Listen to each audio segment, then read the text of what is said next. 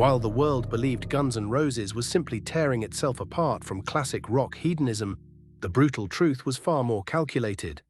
They were executing a ruthless corporate war from within, leveraging paranoia as a binding legal contract. It was late 1989, right at the absolute peak of their global domination. Yet behind closed doors, multi-million-dollar deals hung by a thread as internal sabotage threatened to erase everything they built. To understand this boardroom thriller disguised as a rock band, we must look at how absolute power corrupts absolute stability. Axl Rose and Slash weren't just bandmates anymore, they were rival executives in a volatile empire.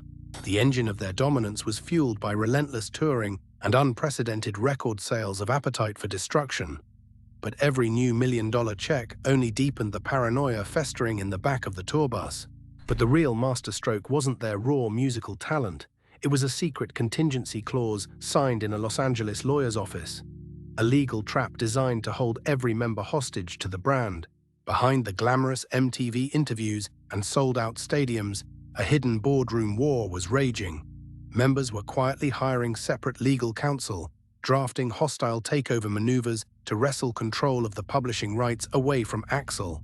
Axl Rose understood the corporate threat instantly. His counteroffensive was swift, cold, and utterly devastating to anyone daring to challenge his absolute authority over the band's trademark. During a high-stakes performance opening for the Rolling Stones in October 1989 at the Los Angeles Memorial Coliseum, Axl delivered an ultimatum live on stage. He threatened to walk away from the multi-million-dollar empire permanently unless certain band members cleaned up their acts and signed away their corporate leverage. The entire organization froze in absolute terror. Did the band break under the immense financial pressure, or did they invent a terrifying new way to stay together? The answer lies in the chilling documents drafted right after that fateful concert. The management team watched helplessly as the internal friction threatened to trigger massive breach of contract lawsuits from Geffen Records. Millions of dollars in advance payments were instantly placed on the line. To neutralize the threat of mutiny, Axl executed a masterclass in psychological warfare.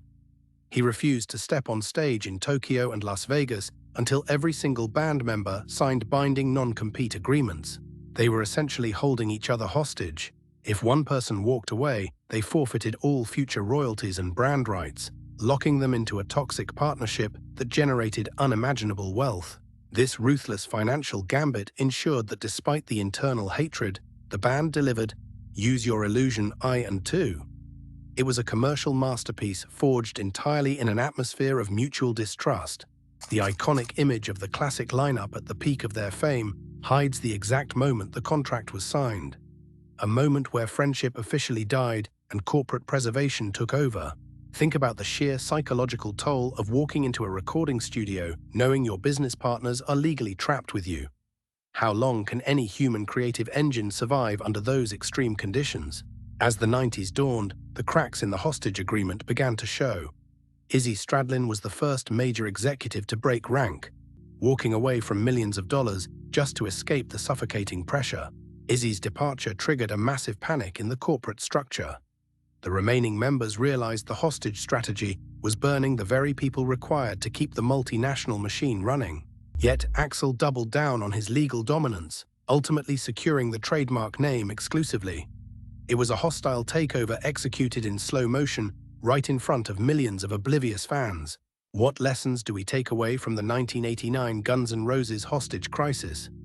That ultimate artistic genius often requires ruthless governance, but it inevitably destroys the human beings trapped inside the machine.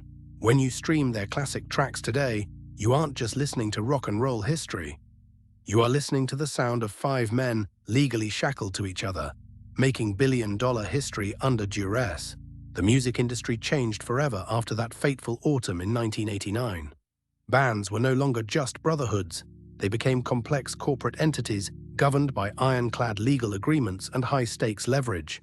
If you enjoyed uncovering the dark corporate realities behind rock history, hit that subscribe button right now. We pull back the curtain on the music industry's most shocking secrets every single week. Drop a comment below and tell us, would you sign away your artistic freedom for a multi-million-dollar global empire? The discussion starts right now in the comments section. Stay tuned, stay curious, and never take what you see on stage at face value. Behind every legendary rock anthem, there is always a ruthless hidden contract waiting to be exposed.